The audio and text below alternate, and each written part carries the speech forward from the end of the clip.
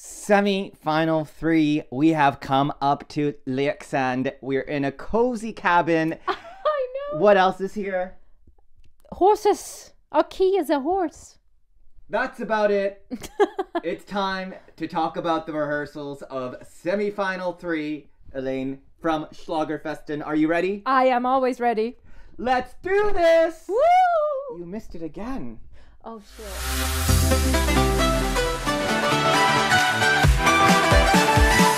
It is going to be a interesting semi-final, mostly because we actually haven't seen any of the rehearsals. We've only heard the 1-minute clips, and we've just been reading our friends' blogs to get you an idea of what to expect. Why? So that we can put this video up right now and you guys can comment how much you want to see. Where's the reaction for Greece? But we're going to do this anyways. Talk about Melodifestivalen. Elaine? We are experts. I'm not, but you are. I am. You are from Schlagerfesten, so you know a bit about Sweden. I do indeed. Well, let's start off with the first act. It is the P4 Nesta act, the Lovers of Voldaro. Yes. Let's start with what you think about their song. I actually really like their song. I like the vibe. I like the 80s sound.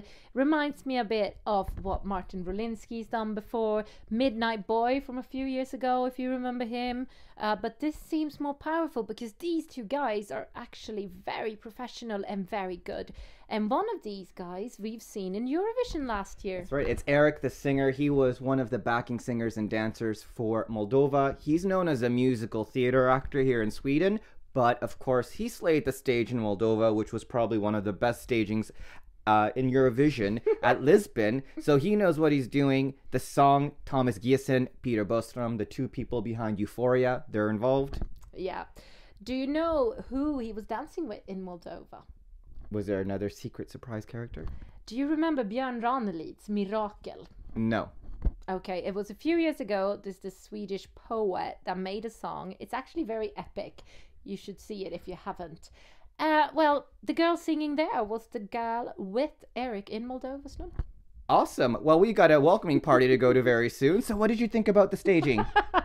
I like it. I like it. And Sarah Dawn Finer's sister-in-law is the backing dancer.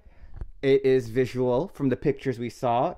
And everyone's saying this is the best P4 Nesta song to come out of the contest to Mello, which isn't saying much. But you know what? I say let's not box these guys into a category. Obviously, the two of them are very talented. Their songs are good. They did not win P4 Nesta, but they were chosen by Karen to come to Mello. Yeah. And I think it's because of the charisma. It's because of what they brought on stage. And I think they're going to bring it again. So I think they might be the first P4 Next act to qualify somehow. And I completely agree with you. Oh my god. It's time to move on to another act, Dolly Style with Habibi. Now, previously when Dolly Style has entered, they only reached second chance. They did. They've always only reached second chance. But I think it's fair, though, to be honest, because the music isn't great. Like, you love dancing to it, you love singing along to it, they're funny and colorful, but it's for kids. Well, with that said, I think this song is their best entry out of the three. I think it's still for kids, but I think it's a bit more mature. There are two out of the three were not in the last Mello. No, exactly. So always it can add something new, although in their world, it's still the same. Oh, yeah, of course, it's still Holly. Never changes. The same, yeah, absolutely. But I think this song has something maybe that could appeal. Maybe it's the beat, the hook to an older audience. Of course, it's Jimmy Johnson. He always delivers, doesn't he? Great hooks. And he's got a lot of songs in Mello this year. This just being one of them. And the staging, there's like cartoon dollies in the background that they're coordinating with. What do you think of this overall package? It is fun and cheerful and colorful, but it could qualify, but I really hope it doesn't because it's such a strong heat and I wish so much more for other songs to qualify. Well, Dolly Style is definitely one of the few artists that racks up between all the videos they've released millions and millions and millions of views. So they got fans out there. They do.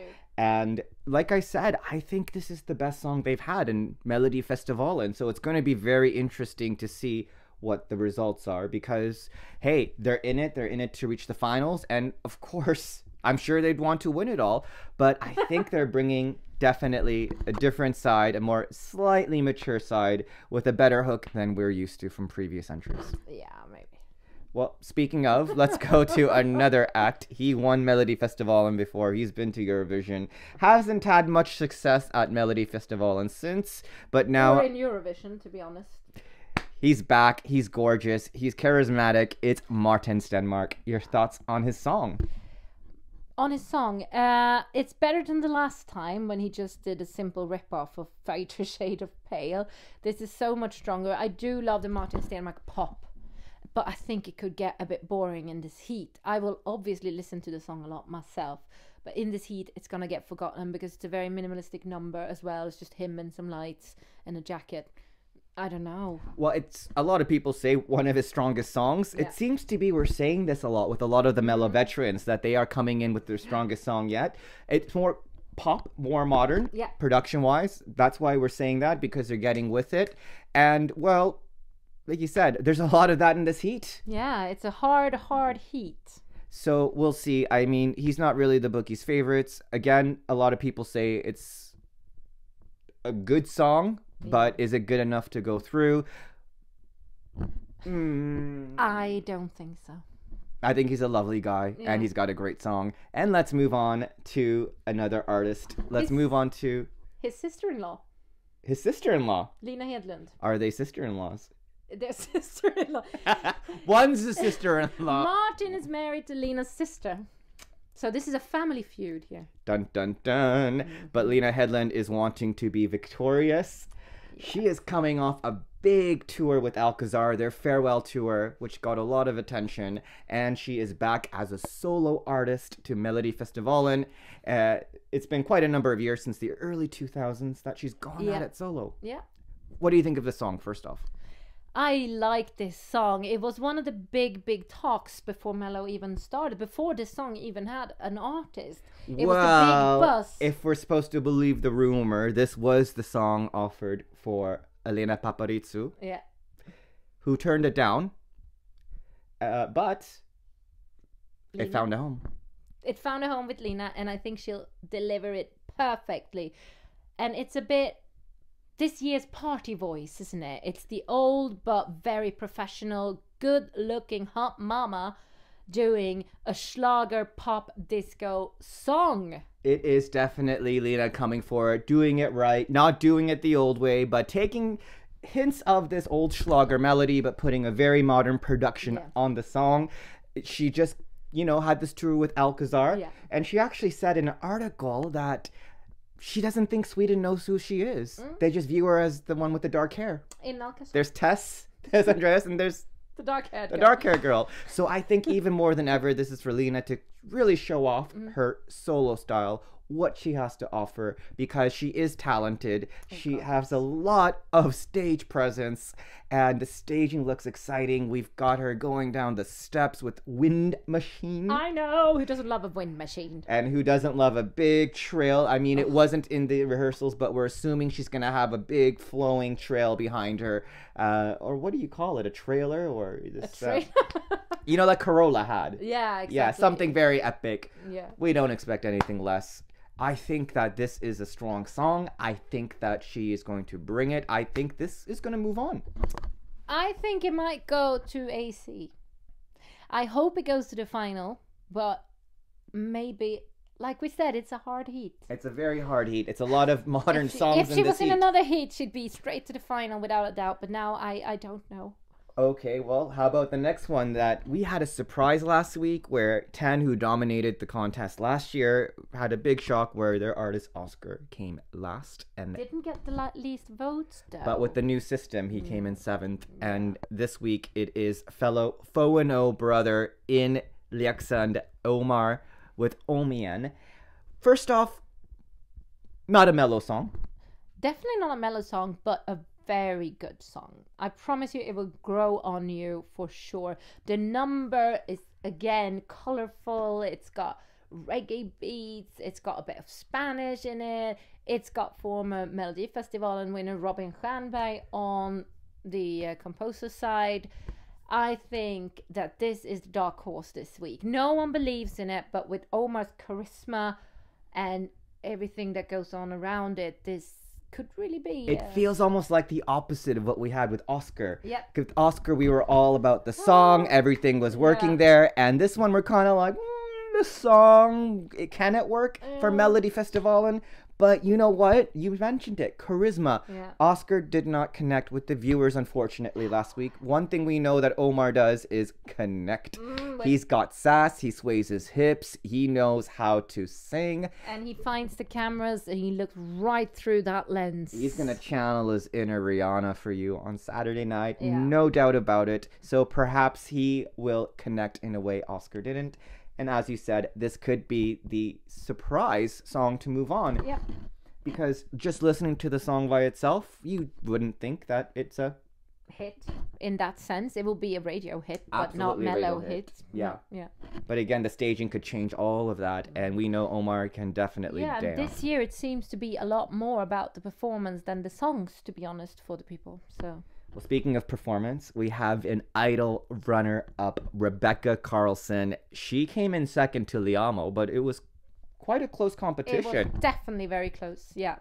And she is with the song that everyone is saying is a very Eurovision ballad song. A lot of people are calling it an Idol winner song or an X Factor winner song. Yeah. But here's the thing about So an it's a X Christmas Factor. hit. Well, no, here's the thing about Idol or X Factor winners. We say it as an insult, but at the end of the day, these songs are arena ballads. They are ballads that light up a whole arena because they build, they go somewhere, and they make you feel something. And maybe it's not something you want to listen to on the radio, but that you want to feel.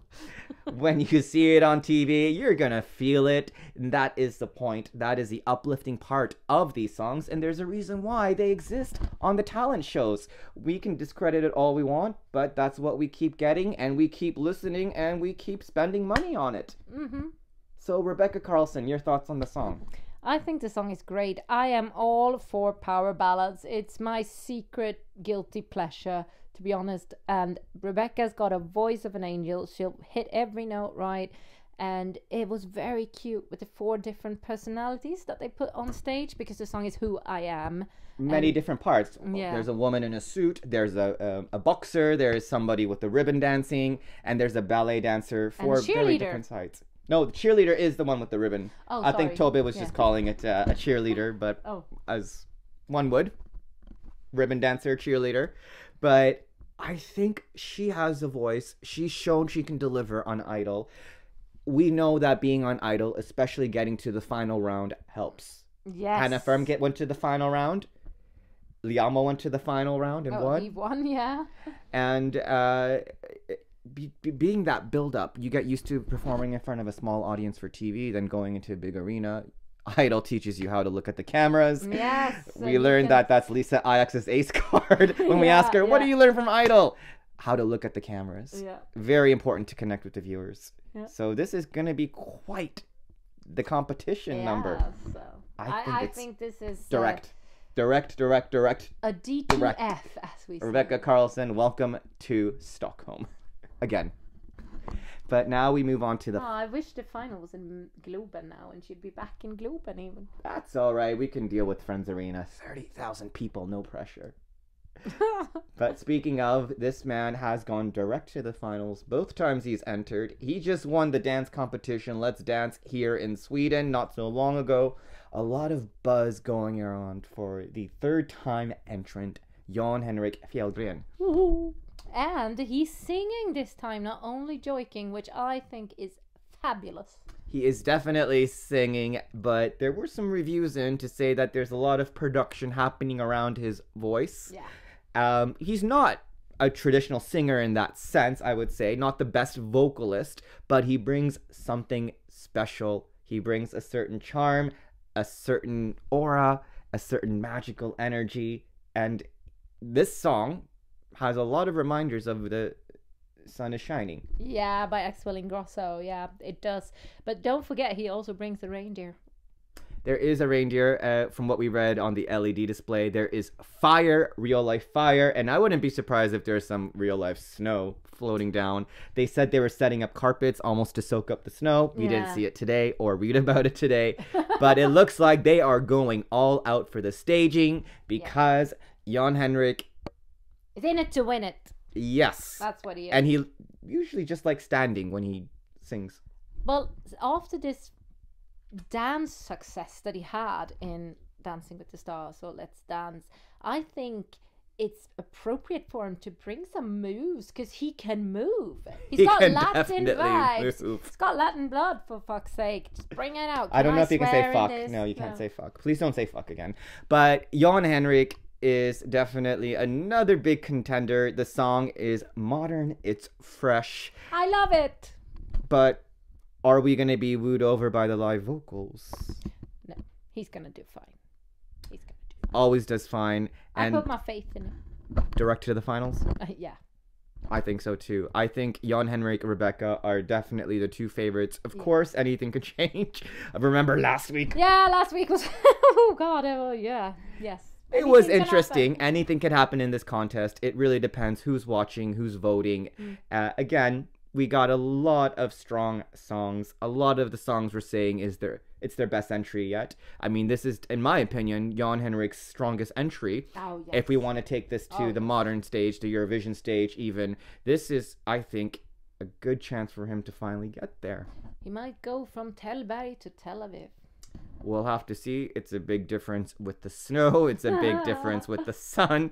Is there even sun here? I don't even know if the sun... Of course there's sun here. Just not right now because it's evening. It's 4 p.m. Well, anyways, that's what we think. It's very dark. We have not seen any of the preview clips, so I'm sure you'll see it. But tell us what you think in the comments below. Don't forget to also comment, click like and subscribe, or dislike and subscribe, and notifications, engage, interact. And listen to my podcast. And follow us on social media, Instagram, Twitter. I don't know if we have Snapchat. I don't have Snapchat. Do you? I have Snapchat, but I don't know if wiwibloggs has Snapchat. Oh, I don't know. I'll have to look that up, but I'm going to edit this up. From Schlagerfesten.